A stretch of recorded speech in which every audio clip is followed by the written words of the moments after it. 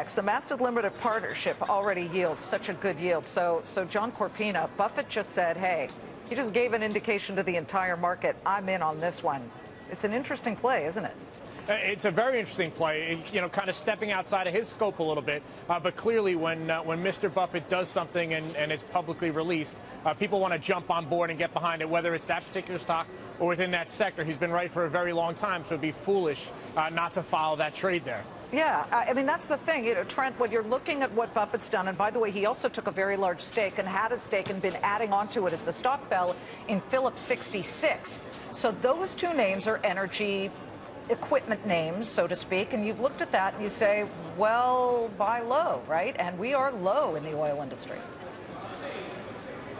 Well, we are low, Liz, but I mean, we're talking about a market that's down over 70% over the last 18 months. I mean, for me, that's enough for me trying to not pick a bottom in a market like that. And I think that, not only for the energy space, but the broader markets in general, if you're buying the rally of the last few days, you have to believe, at least in the near term, that we put a bottom in oil. I for one, I don't know about that. I also think that the lack of volume we've seen over the last 3 days could be indicative that this is more of a technical bounce in the broader base markets than a true change in trend. So, for me, Warren Buffett obviously has a better pedigree than I do from an investment standpoint, but in this particular case, I'd be wary of any energy stocks right now. Well, Luke, that's your territory, and now oil happens to be jumping today, obviously considering, and the news has been out pretty much all day, that Iran says we're in on the freeze in the oil patch that Saudi Arabia and Russia say they would like to institute at record high levels of output. That I don't understand, but it's like jumping off a pancake. Wow, took a really big risk there. It's not a big deal, but what's happening here that makes it up 5%? And does that reverse course as soon as we figure out that OPEC can't be trusted to do anything? Well, you don't know about that, but you named the three big countries in OPEC and outside of OPEC, Saudi Arabia, Iran, and Russia. And they've gotten together and they've said that we're going to try to control the supply side, right?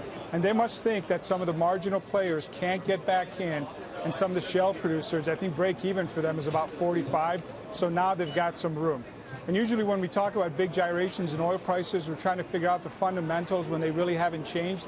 This news last week, if they control supply, that's a demand-supply fundamental that they're going to try to change.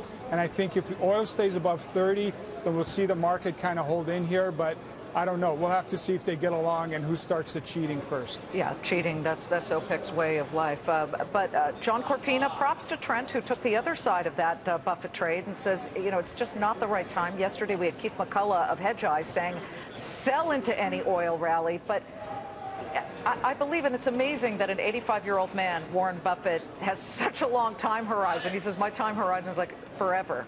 So he doesn't care. He says, time to buy when it is this unbelievably cheap and low. Are people who don't get in and follow that Buffett trade missing the best opportunity for the next 6 months to a year?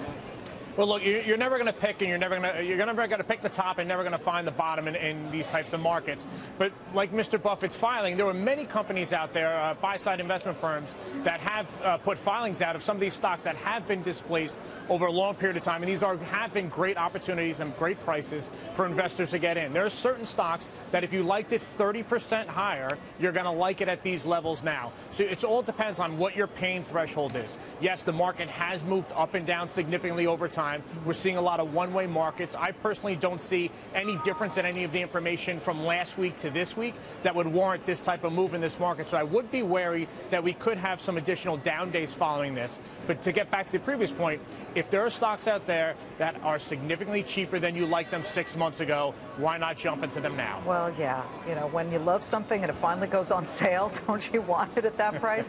John, Trent, Luke, great to see you. Thank you so much. Oil is certainly a big story today, but so are the Federal Reserve minutes. And when you look at this rally that you're seeing